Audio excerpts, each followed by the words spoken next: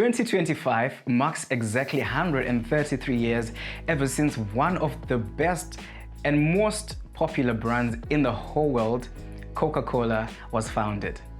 Hello, my name is Tendai and welcome to the Good Name Marketing Podcast. So this is a place where we'll be exploring how some of the best and biggest brands globally, and some of the smallest brands as well, have started, have grown, and have scaled to become the big brands that they are. So you may be wondering why I named this podcast the Good Name Marketing Podcast. So one of the best and most favorite books in this world that I enjoy reading, the Holy Bible. It says in Proverbs 22 verse 1, a good name is to be desired more than riches, and loving favor more than silver and gold. So what it essentially means is you may have so much money, you may have invested so much in your brand, but as long as it does not have a good name, it's not going to do anything for you. So maybe you may be starting your own brand. Think about what values you want to have in your brand. So a brand is something that you feel or something that you think about when you hear its name. So for example, what comes to your mind when you hear that your aunt from Canada is visiting you for the next 2 weeks? What comes to your mind when your friends tell you we are boarding Fly Emirates to go to Dubai? What comes to your mind when you hear, oh, today we're going to be having dinner at this restaurant? So that's what a brand is. It's what you feel and what you think about when you hear something's name. So anything, absolutely anything can be branded. You can brand a city, you can brand a person, you can brand an organization, a community, and so many other things, products, services can be branded. And in this podcast, we are going to be talking about all the things that we can brand and how we can actually start and grow and scale our brands. So today, we're going to start off with Coca-Cola. Coca-Cola was invented by Dr. John Pith Pemberton, and he was a pharmacist in Atlanta.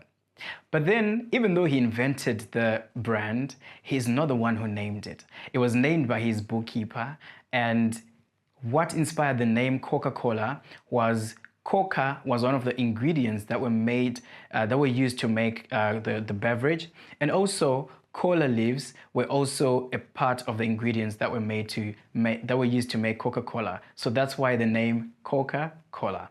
So Coca-Cola might not have thought that today, in 2025, they're going to reach 133 years in business. So the same applies to you. Don't ever be discouraged when you're thinking about that idea. You can be able to scale and grow it. It just needs your consistency, your time, your effort, and so much investment as well goes into creating, especially starting and growing brands that will make impact globally. So Coca-Cola's target audience is believed to be young people of about ages 15 to 25 years. And I think they were very intentional, very strategic about choosing this particular target audience. I know Coca-Cola serves so many other audiences, but in terms of volumes and revenue, most of it comes from the young people. And I think it was strategic because young people, remember, our brand, we're trying to grow it globally. We're trying to we're trying to sustain our brand and make it, last forever and for decades to come. But one of the ways you can do it is to tap into the younger generation. Because think about the 15 to 25-year-olds, 20, 30 years from now, they will now be the old people. And in most cases, they're likely to be more loyal to the brand. So when you're thinking about your target audience, be quite strategic and think about how especially the younger generation can be of advantage to your brand. So one of the other key target audience that Coca-Cola focuses on is the older people who are also known as the health-conscious adults. So these people, they have been classified as really key and strategic to the brand's growth because these are people who kind of sustain the brand longevity and the life cycle and the lifespan of the brand. And these people, they've been catered for through specific types of products. So we're talking of Coke Zero, and we're talking about low sugar beverages that they are always marketed to.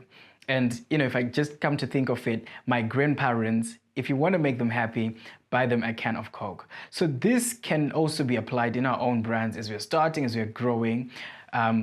Selecting your key target audience is very important. That you need to think about, okay, the different stages your brand will go through. If you start off with a young generation, at some point they will become older, and maybe when they become older, their dietary requirements kind of change. So you also want to make sure your brand speaks to that and remains relevant for years and years to come.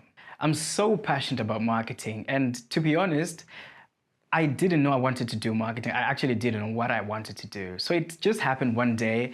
I was in a lecture when I was in university in 2018. And this particular day, our lecturer came and introduced marketing as a subtopic.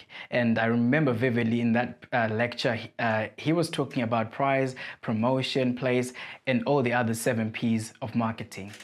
Ever since then, I just started to get buzzing about marketing because it's a subject that I really resonated with, and it's a subject that really made sense to me. So that's just a glimpse of how I came to know marketing and how I came to really, really love marketing. So in this podcast, we'll be talking about everything to do with marketing, and I'll be answering some of your questions that you may have. I know so many people, I've spoken to a few people who've come to me to get help, like to start their brands and how they can grow their brands.